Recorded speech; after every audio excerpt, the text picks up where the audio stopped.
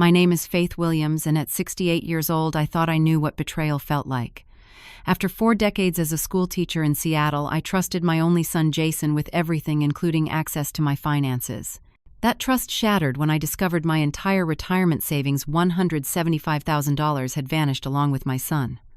Finding those vacation photos of Jason, his wife Natalie, and mother-in-law Diane living it up across Europe with my money broke something in me. What they never expected was how I would respond, a lesson none of them will ever forget. Before I continue my story, where are you watching from today? Hit that subscribe button and join me for a journey that might just save your own financial future. Being a widow was never part of my plan. When Thomas died suddenly from a heart attack 12 years ago, my entire world shifted. We had been married for 25 years, building our life together in our beautiful Craftsman home in the Ballard neighborhood. The house represented decades of memories, with its oak floors that creaked in just the right spots, and the garden I had nurtured through countless Seattle springs. I had dedicated 35 years to teaching 5th grade at Roosevelt Elementary School. My classroom had always been my sanctuary, a place where I could make a real difference in young lives. The salary was never impressive, but I was careful with our finances. Thomas and I lived modestly, putting away what we could each month, building our retirement fund dollar by dollar. By the time I retired at 65, I had accumulated $175,000 in savings, plus our mortgage-free home. Not a fortune, but enough for a comfortable retirement if I was careful. Jason came into our lives when I was 31, a beautiful baby boy with his father's chin and my curious eyes. He was our only child, and from the moment I held him, he became the center of my universe. Being a teacher meant I understood child development, but nothing prepared me for the fierce love I felt for my own son. After Thomas died, Jason was 23 and just finishing college. I faced the challenge of grieving while trying to maintain strength for my son. We leaned on each other through those dark days. I remember sitting at Thomas's funeral, Jason's hand firmly holding mine, both of us struggling to comprehend our new reality. The financial sacrifices I made for Jason's education were substantial, but worth every penny. I took on summer school teaching jobs and tutoring to ensure he could attend good schools. When he showed remarkable talent in both academics and swimming, I drove him to countless practices and competitions, rearranging my schedule to support his pursuits. His academic achievements made me burst with pride. Watching him graduate high school as valedictorian, I felt Thomas's absence, acutely wishing he could witness the amazing young man our son had become. When Jason earned a scholarship to the University of Washington, I continued supporting him with housing costs and spending money, wanting him to focus on his studies rather than working part-time. During his college years, Jason studied finance and economics, developing a genuine passion for financial planning.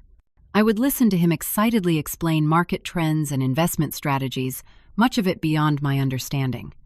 His enthusiasm was contagious, and I found myself nodding along, trusting his growing expertise. His early career success came quickly after graduation. A prestigious financial planning firm in downtown Seattle hired him directly from his internship. At 24, he was already earning more than I had after decades of teaching. I watched proudly as he purchased his first condo, began building his client portfolio, and established himself professionally. His success felt like validation of all our sacrifices. Jason met Natalie at his firm 4 years ago. She worked in the marketing department, a beautiful, ambitious woman with a charming smile and polished appearance. When he first brought her to Sunday dinner at my house, I was impressed by her intelligence and how she seemed to bring out a new confidence in my son. Their engagement came quickly, only 6 months after they started dating. The diamond ring he presented her was far more extravagant than anything I would have advised, but I kept my concerns to myself, not wanting to dampen their joy. The first time I met Natalie's mother, Diane, was at their engagement dinner. She arrived in a luxury car, dressed impeccably in designer clothes, and immediately took control of the conversation. Throughout the evening, I noticed how she subtly directed Natalie's opinions and choices, from wedding venues to career decisions. When Jason announced they would be having the wedding at the exclusive Chambers Bay Resort, at a cost I knew was well beyond reasonable, I saw Diane's satisfied smile. Wedding planning became a source of tension I had never experienced with Jason before. Diane pushed for extravagance at every turn, from imported flowers to a designer dress that cost more than my first car.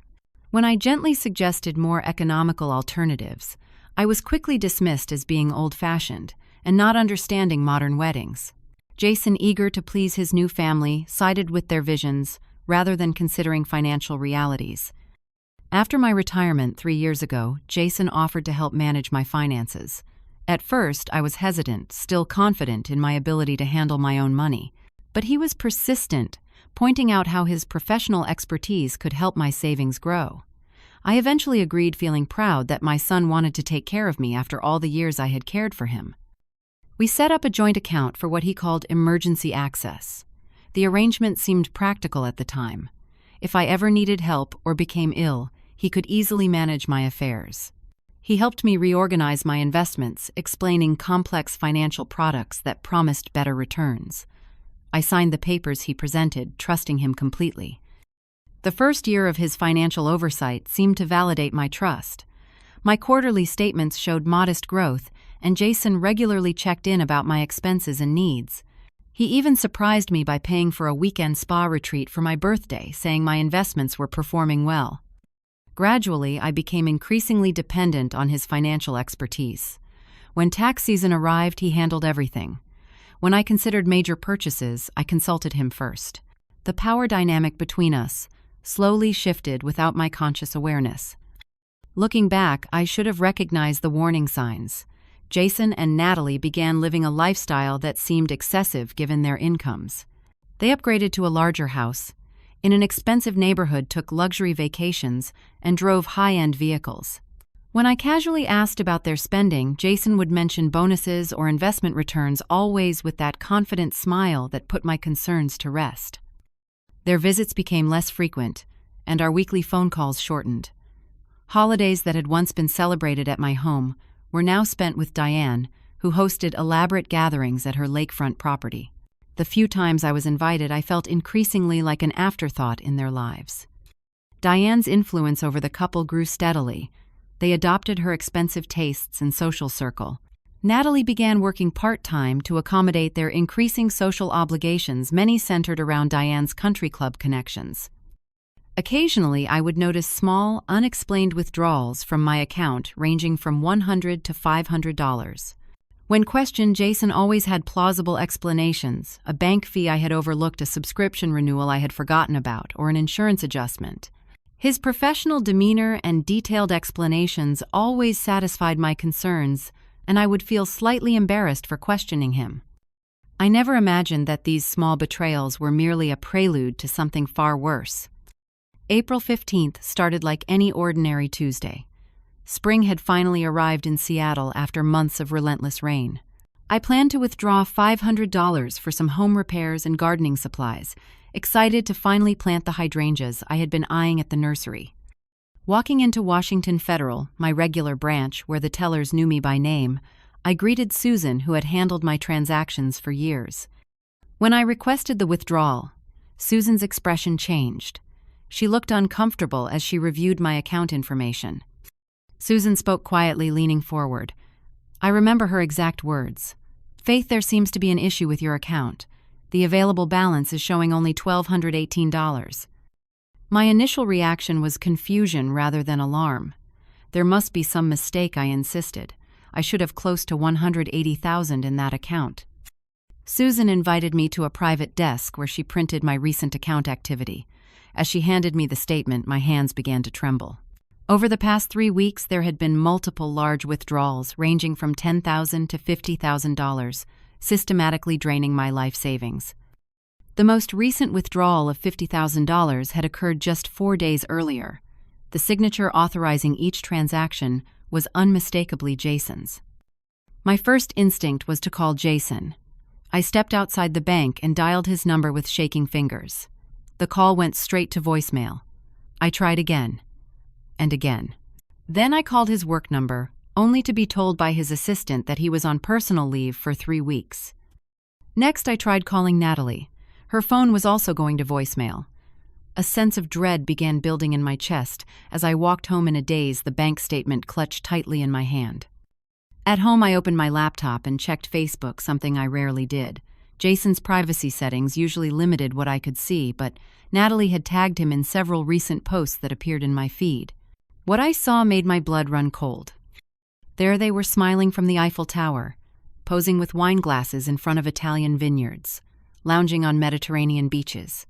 Shopping bags from Gucci and Louis Vuitton visible in photos from what appeared to be a luxury shopping spree. And in nearly every photo there was Diane Natalie's mother looking triumphant and carefree. The timestamps on the photos matched perfectly with the withdrawals from my account. The caption on the most recent photo read, "Living our best life in Monaco. 3-week European dream coming true." I scrolled through dozens of photos showcasing their luxury accommodations, 5-star hotels with stunning views, gourmet meals at Michelin-starred restaurants, private tours of exclusive attractions. In one particularly painful image, Jason was wearing an expensive watch I didn't recognize, raising a champagne glass with the caption, "Treating ourselves right." My heart pounding, I logged into my email account. Jason and I had shared a family cloud storage account for years where we kept important documents and photos. There I found what he had apparently forgotten to delete: copies of email confirmations for their entire itinerary. The full scope of their deception unfolded before my eyes. They had booked a 3-week luxury tour of Europe, beginning in Paris, continuing through the French Riviera, Italy, and ending in Greece. The itinerary included private tours, first-class train tickets, and 5-star accommodations throughout. A detailed invoice showed the total package exceeding $50,000. Additional emails confirmed shopping excursions, special dining experiences, and spa treatments, adding at least another $20,000 to their expenses. With trembling hands, I discovered another folder containing credit card statements. Jason had apparently been using my secondary credit card, which I rarely checked, to fund additional expenses. The latest statement showed charges of $15,000 for designer clothing, jewelry, and luxury goods. The most devastating discovery was an application for a home equity line of credit against my house with my forged signature. They had attempted to secure another $100,000 against my home, but had been delayed by the bank's verification process. The next morning, I returned to the bank and met with their fraud department. The representative, a compassionate woman named Laura, reviewed all the transactions with me. She explained that because Jason was legally listed on the account with full access privileges, the withdrawals were technically authorized. She showed me the documentation I had signed 3 years ago establishing the joint account. The fine print, which I had never fully read, gave Jason complete and equal access to all funds.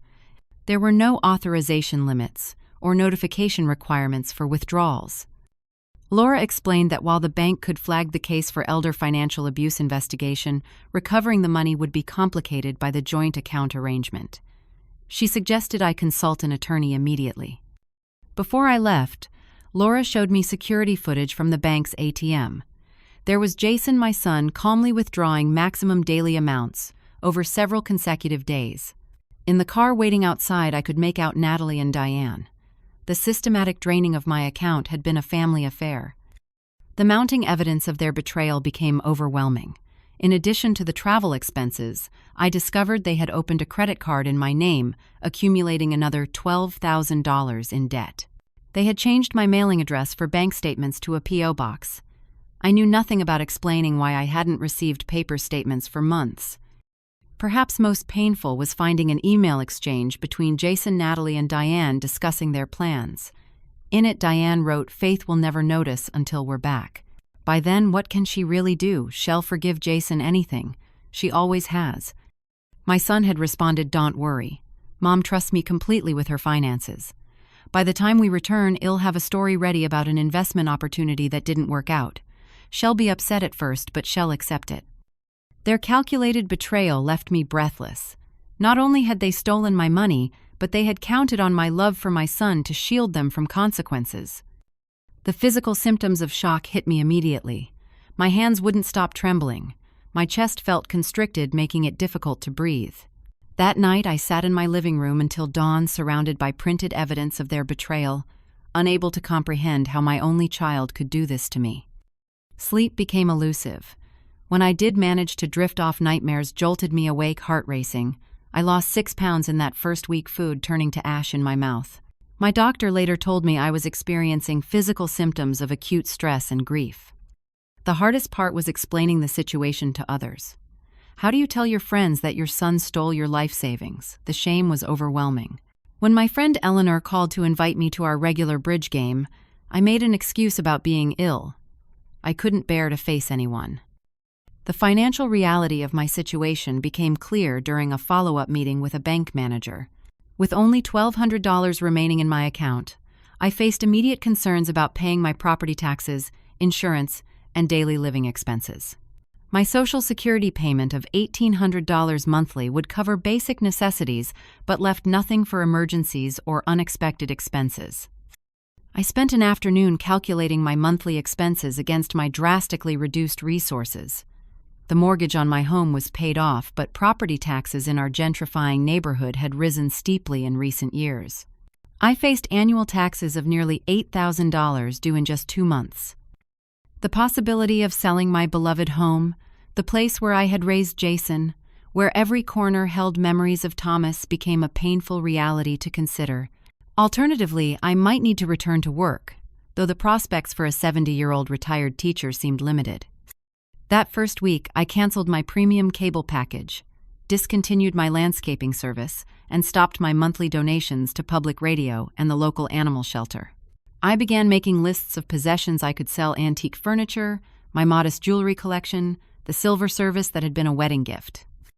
I borrowed $500 from Eleanor to cover immediate expenses, the humiliation of asking nearly as painful as the betrayal itself. I promised to repay her from my next Social Security deposit, though that would leave me short for other bills. As the initial shock subsided, my support system began to emerge.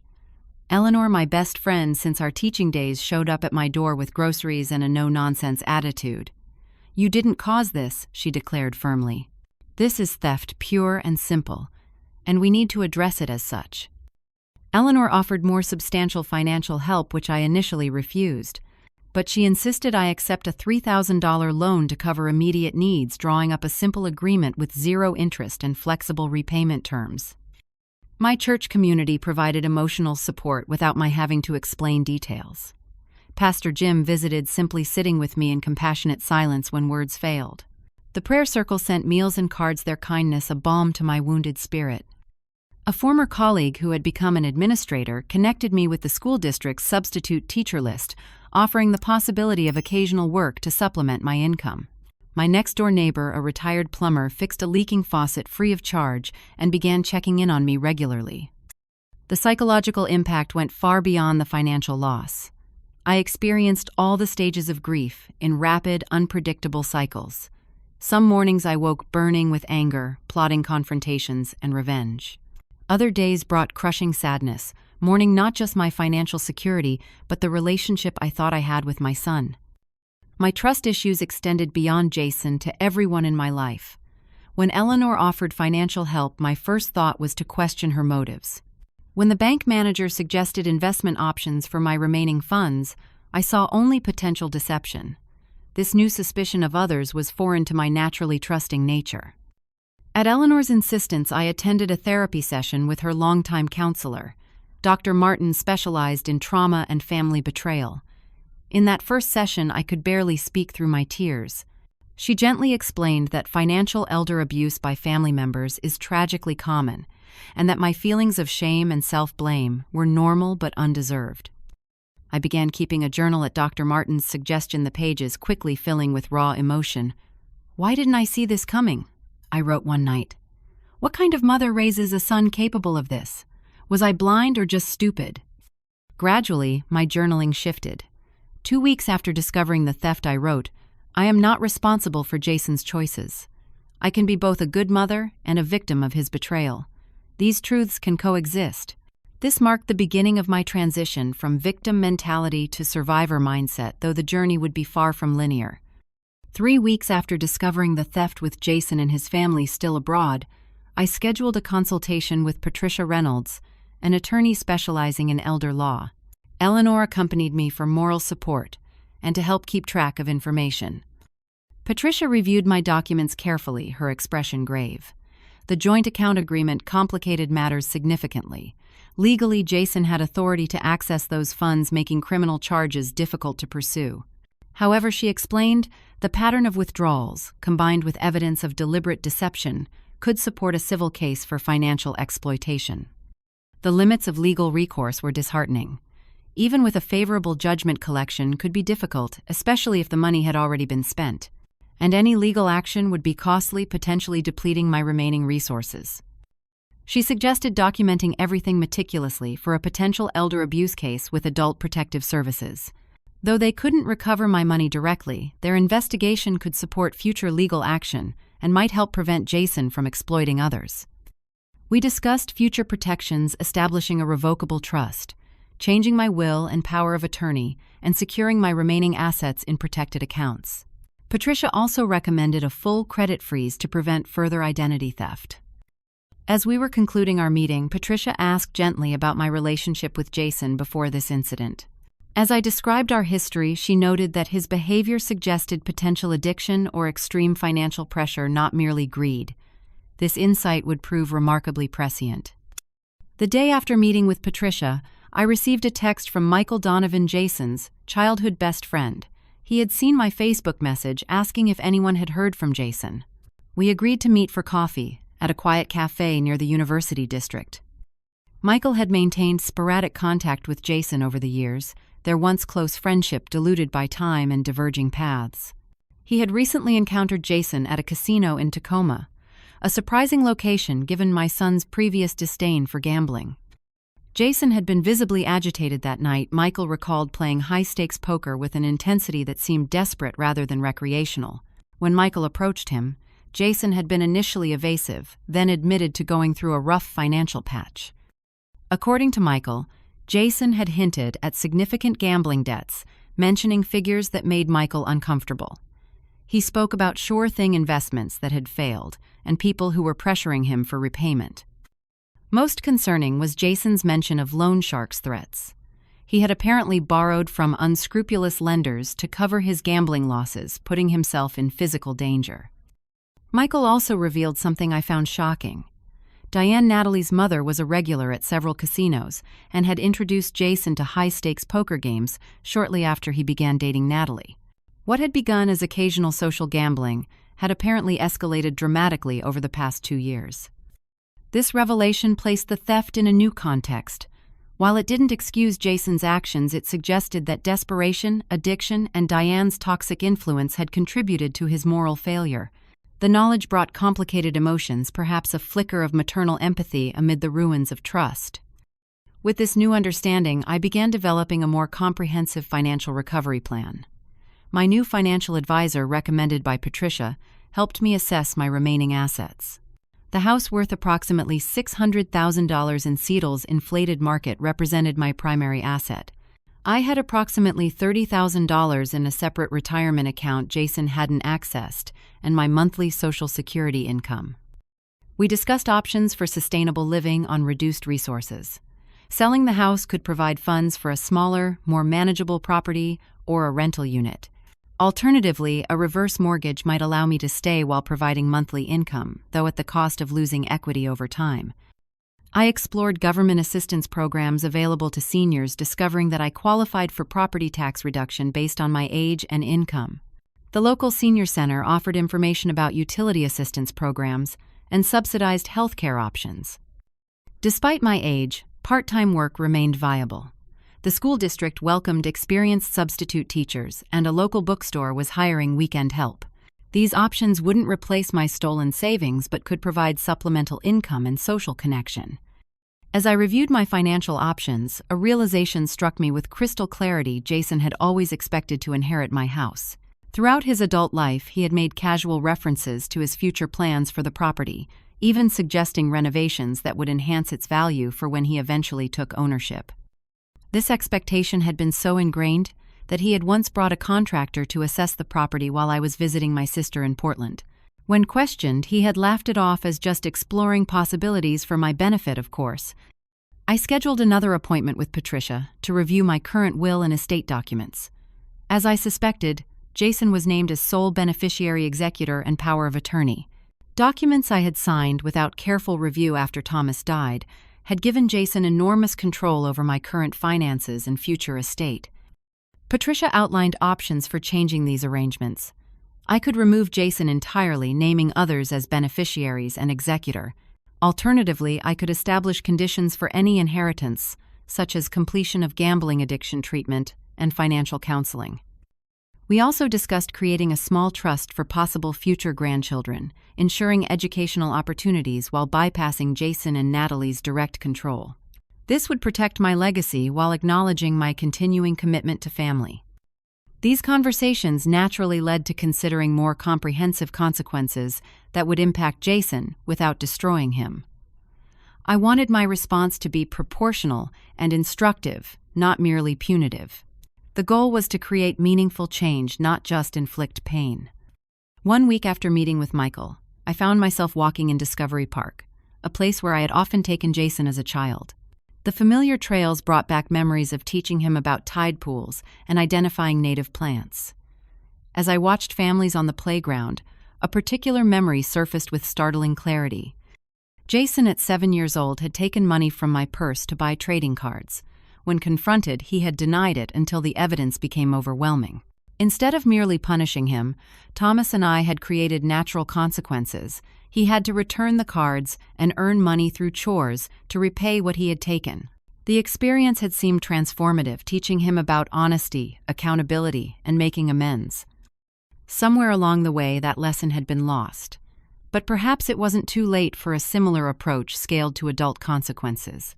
The path forward suddenly became clear. I would not seek revenge, but rather create a situation where Jason would have to face the reality of his actions and their impact.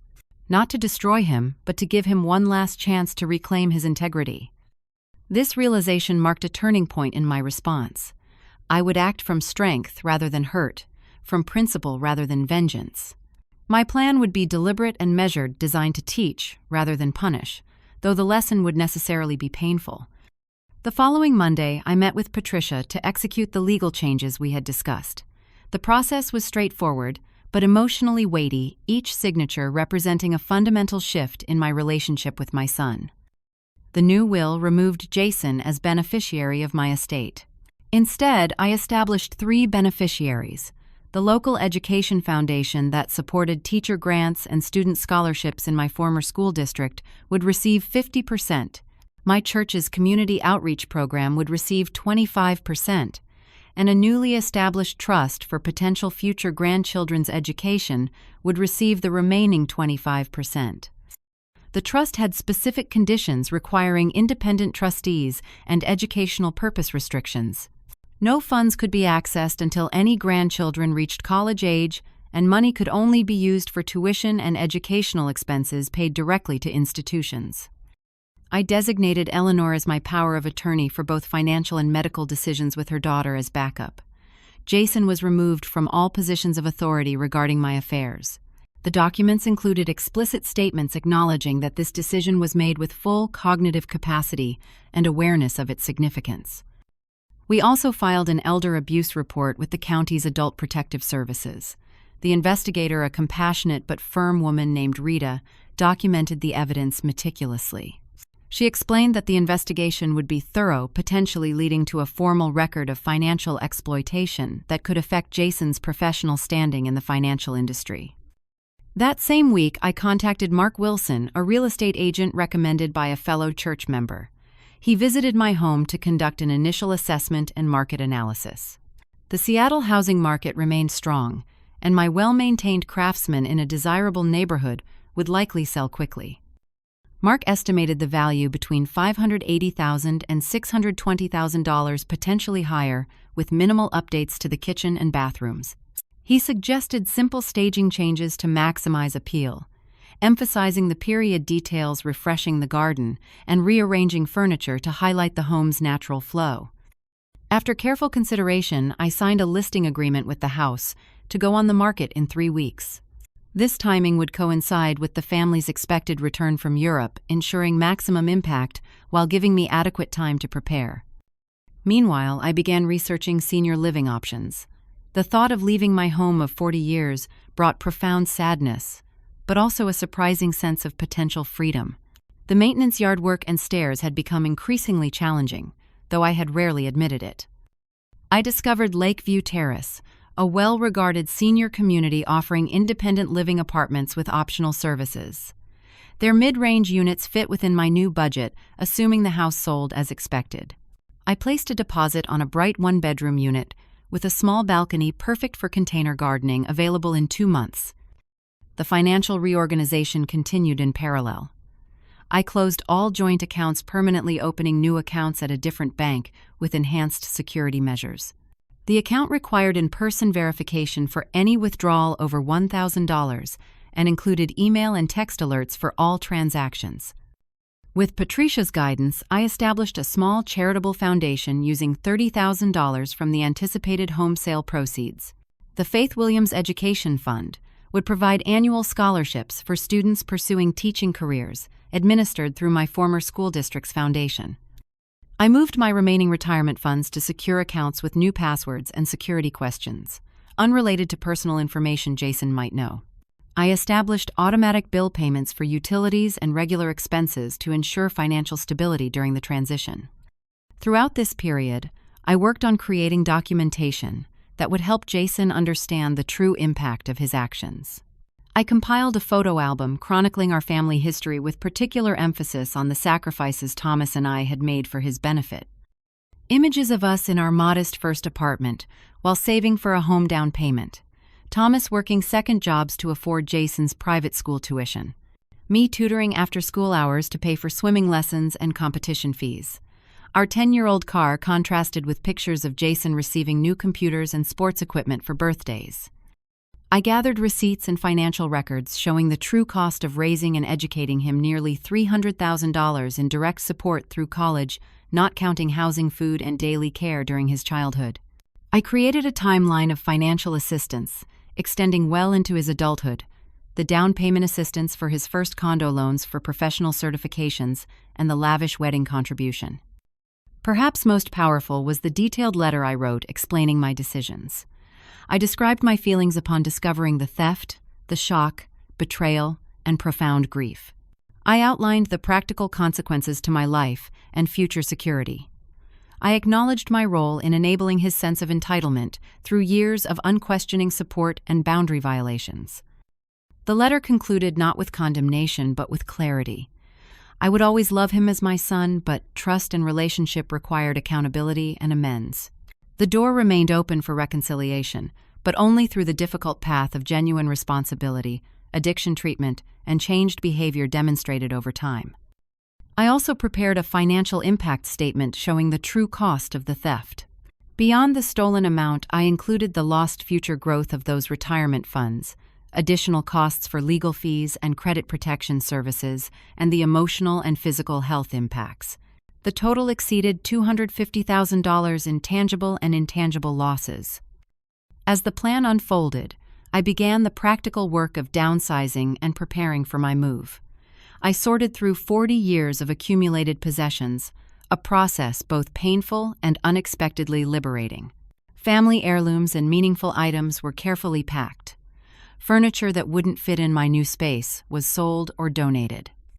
I changed my phone number and email address, providing the new contact information only to trusted friends and necessary services. I set up mail forwarding to a post office box rather than my new address, an additional security measure recommended by the elder abuse investigator.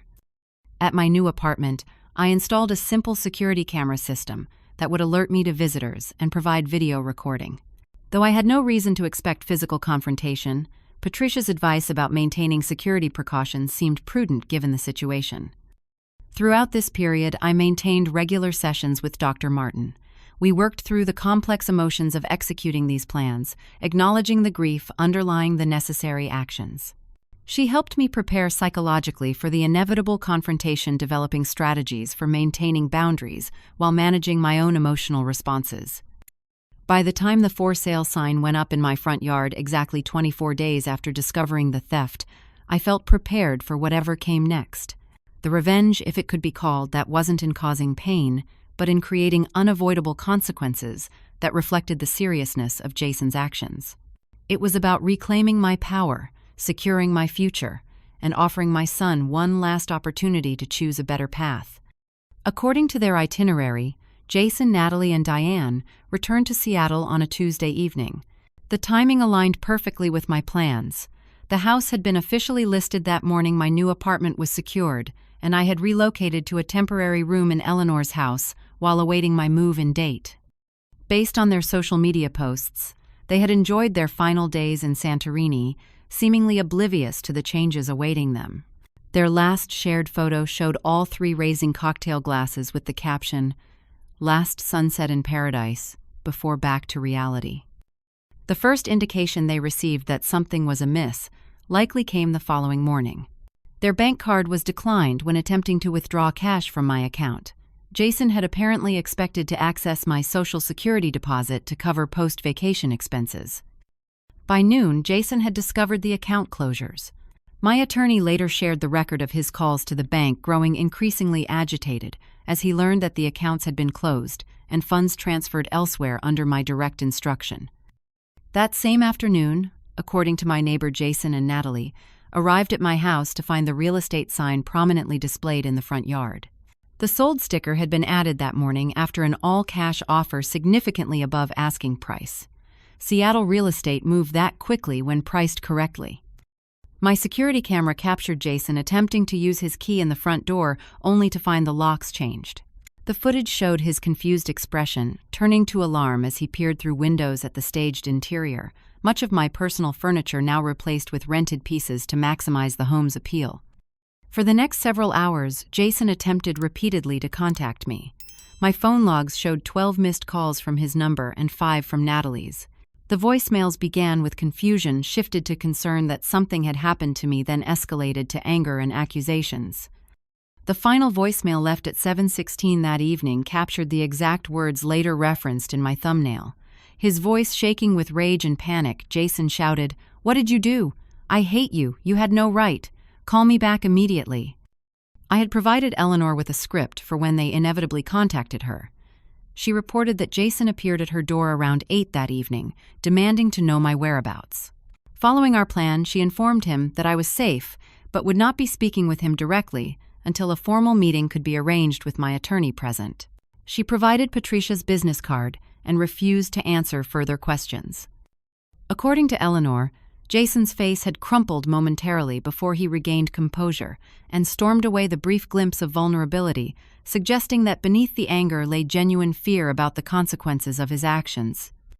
At 9:23 that evening, my new phone rang with a number I didn't recognize.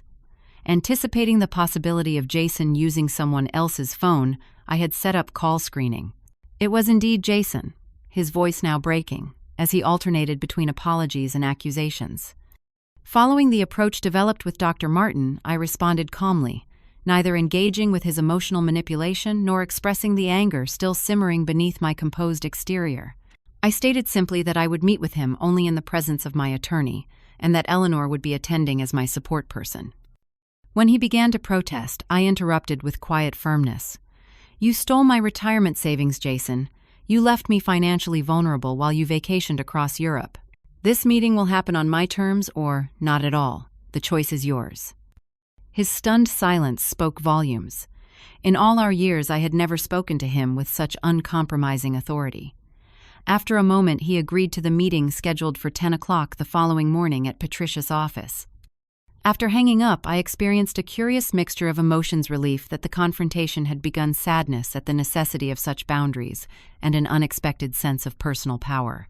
For perhaps the first time since his birth, I was relating to Jason as an adult with my own legitimate needs and boundaries, rather than as a mother whose primary identity revolved around his welfare.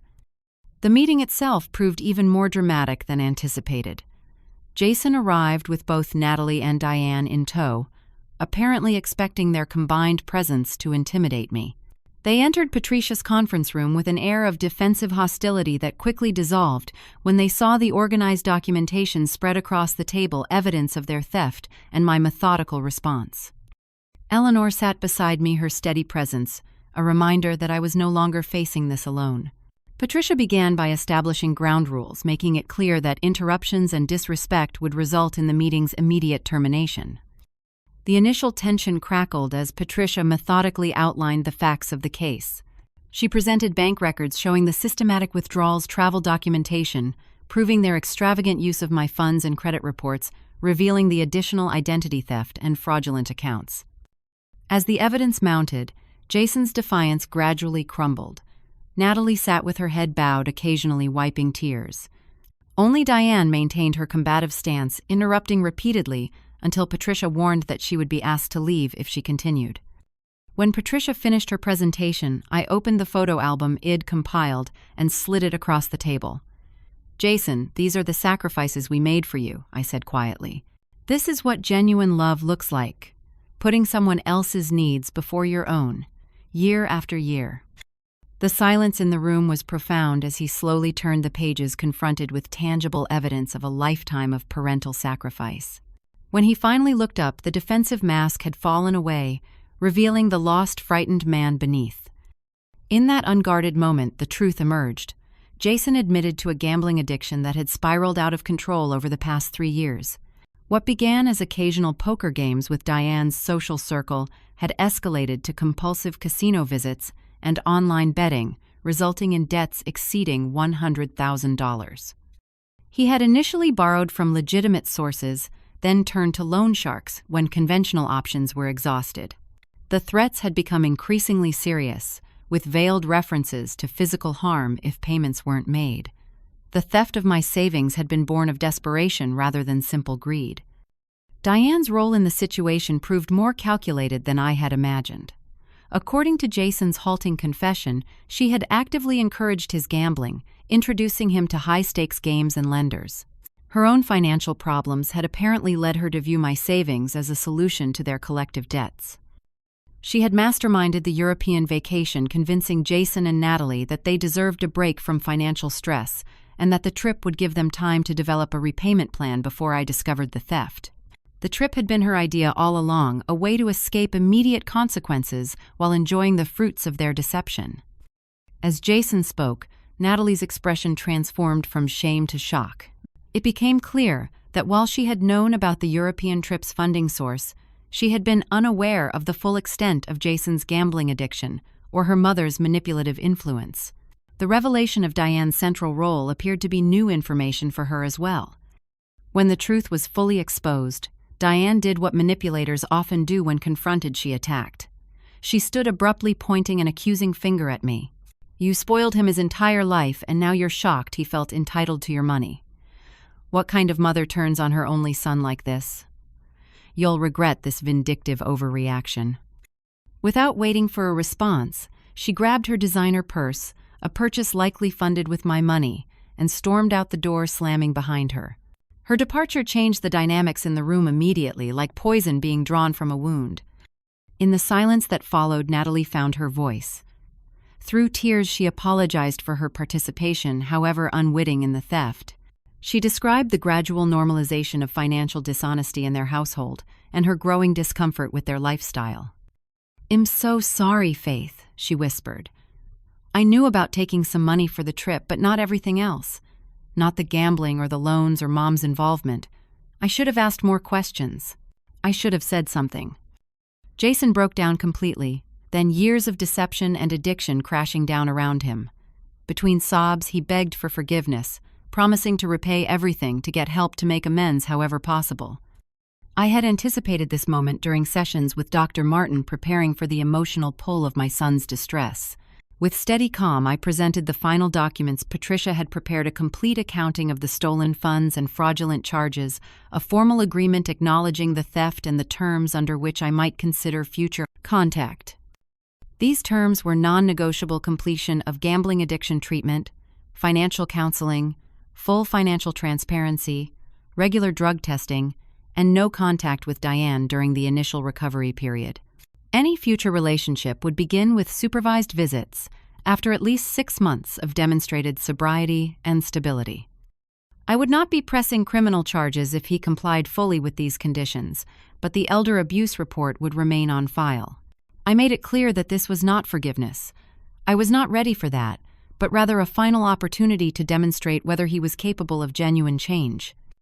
When Jason looked up from the documents, his expression had shifted from desperate pleading to something I hadn't seen in years: authentic remorse. "Mom," he said quietly, "I don't deserve this chance. but I swear I will earn back your trust, no matter how long it takes." As the meeting concluded, I felt neither triumph nor vindication, but rather a somber recognition of necessary boundaries finally established. My revenge, if it could be called, that was not in hurting Jason, but in refusing to continue our dysfunctional patterns. It was in choosing my own well-being while offering him a path to genuine accountability. The weeks following our confrontation brought significant adjustments to my new reality. My craftsman home of 40 years sold to a young family with 2 small children, a poetic continuation of the home story. Watching their excitement during the final walkthrough brought unexpected closure. I was passing the space to a new generation who would fill it with their own memories. Moving into my apartment at Lakeview Terrace initially felt strange after decades in a house. The space was beautiful but compact, requiring thoughtful decisions about possessions and routines. Yet with each day I discovered unexpected benefits. No yard work or maintenance responsibilities, community activities just steps away, and security I hadn't realized I needed until my sense of safety had been compromised. What surprised me most was the profound sense of freedom. Without the physical and emotional burden of caretaking, a home and an adult son, I discovered energy for new pursuits. I joined the center's book club and watercolor class, slowly building connections with fellow residents who had navigated their own life transitions. My financial situation stabilized gradually. After paying off the fraudulent credit accounts and setting aside funds for the charitable foundation, I invested the remaining house proceeds conservatively. The combination of investment income, Social Security, and occasional substitute teaching provided adequate monthly support. While I would never regain the full retirement security I had planned, I found I could live comfortably within my new means. New friendships developed naturally in the senior community. Margaret, a retired librarian 2 doors down, became a regular walking companion. Harold, who had lost his wife to cancer the previous year, often joined me for dinner in the community dining room. These connections lacked the weight of history, but offered fresh perspectives and mutual support, unmarred by complicated pasts. Throughout this period, I maintained healthy distance from Jason as he began his recovery journey. Through Eleanor, who agreed to serve as an intermediary, I learned that he had entered an intensive outpatient program for gambling addiction. The program required 3 evening sessions, weekly, plus weekend group therapy, along with regular Gamblers Anonymous meetings. He had also begun financial counseling to address the massive debt had accumulated. His counselor helped him develop a repayment plan that included selling his luxury car, downsizing to a smaller apartment, and dedicating most of his income to debt service. The process would take years, but offered a path toward solvency. The most significant change came in his relationship with Diane. Following the confrontation, Natalie had insisted on distance from her mother while they worked through their marital issues. According to Eleanor, this boundary setting represented a major shift for Natalie, who had always deferred to her mother's influence. Diane responded with predictable manipulation attempts, but for once they held firm. Jason's letters arrived monthly, as stipulated in our agreement. The early ones reflected the characteristic patterns of early recovery, fluctuating between grandiose promises and self-pity. Over time, they became more measured and authentic, acknowledging the long path ahead without expecting immediate forgiveness. I read each letter carefully, but did not respond immediately. Dr. Martin helped me process my reactions, noting that my instinct to rush in with maternal reassurance would not serve either of us. My silence was not punishment, but necessary space for genuine change to take root without the short circuit of premature reconciliation. 6 months after our confrontation, I agreed to a first tentative meeting.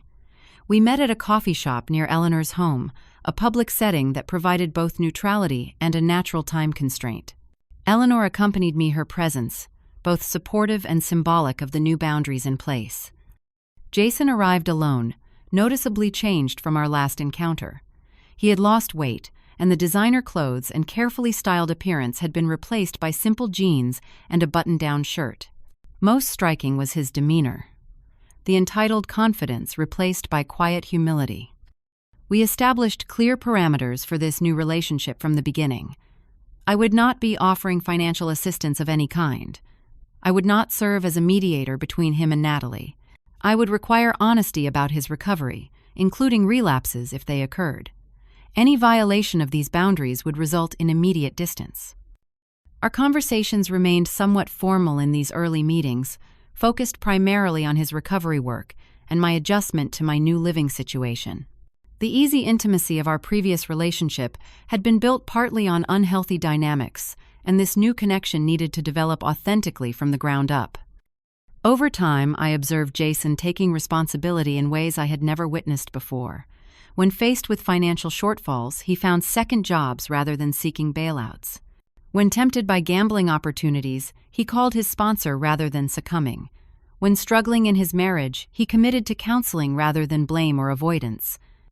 Natalie faced her own difficult journey, examining how she had participated in unhealthy family patterns and enabled concerning behaviors.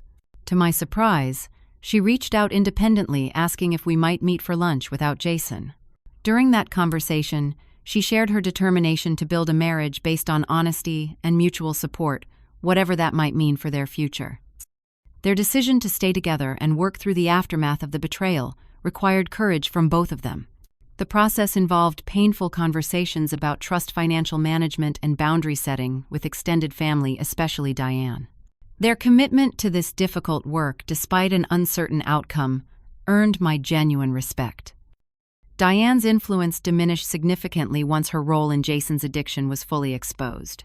According to Natalie, she had attempted repeatedly to re-establish her previous position of authority through guilt, health concerns, and financial manipulations. Each attempt was met with increasingly firm boundaries. Eventually, she relocated to Arizona, maintaining only limited contact primarily on holidays and special occasions. My own transformation proved equally profound. From the devastated victim of those first awful days, I had emerged as someone with stronger boundaries, clearer priorities, and more authentic relationships across all areas of my life. I discovered new financial literacy and independence, taking courses at the Senior Center and working closely with a trusted advisor.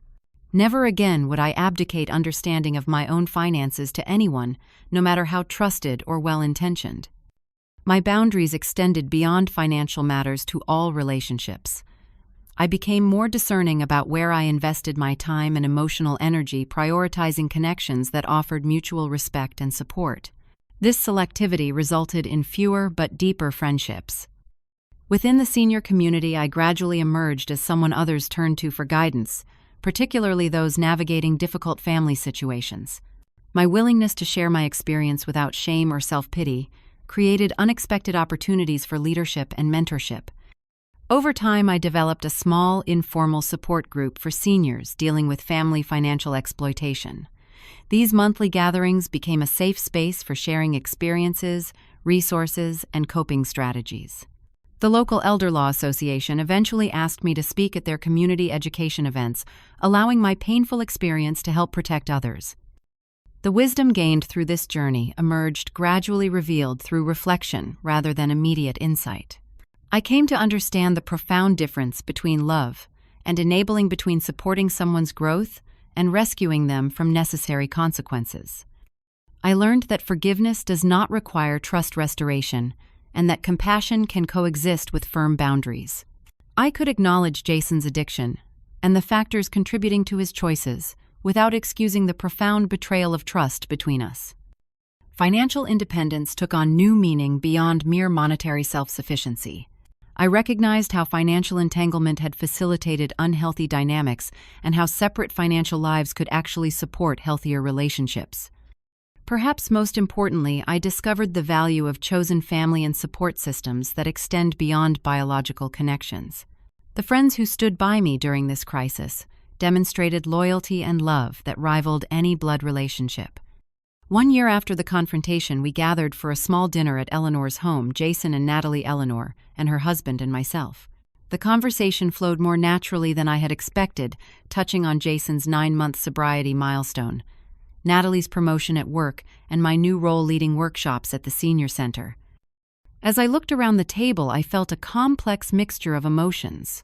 There was lingering sadness for all that had been lost, certainly. But alongside it grew tentative hope for these new, more honest connections being forged from the ashes of betrayal. Jason would never again have access to my finances, and our relationship would always carry the scar of his betrayal. Yet watching him maintain his commitment to recovery, taking full responsibility without excuses, I found myself grateful for the painful lessons that had brought us both to this more authentic place. My revenge had not been about destroying Jason, but about breaking the destructive patterns that had facilitated his betrayal. The true victory wasn't in his suffering, but in both of us finding healthier ways to live in ourselves and in relation to each other. As I reflect on this journey, I wonder how many of you have faced betrayal by someone you deeply trusted. Have you found ways to establish boundaries while still leaving room for potential healing? What helped you move from victim to survivor in your own story? I would be grateful if you would share your experiences in the comments below. If this story resonated with you, please hit that subscribe button and share with others who might benefit from these hard-earned lessons about trust boundaries and the courage to start again. Remember that it's never too late to reclaim your power and create a life of authenticity and peace, even after the most painful betrayals. Thank you for listening to my story, and I wish you strength and wisdom on your own journey.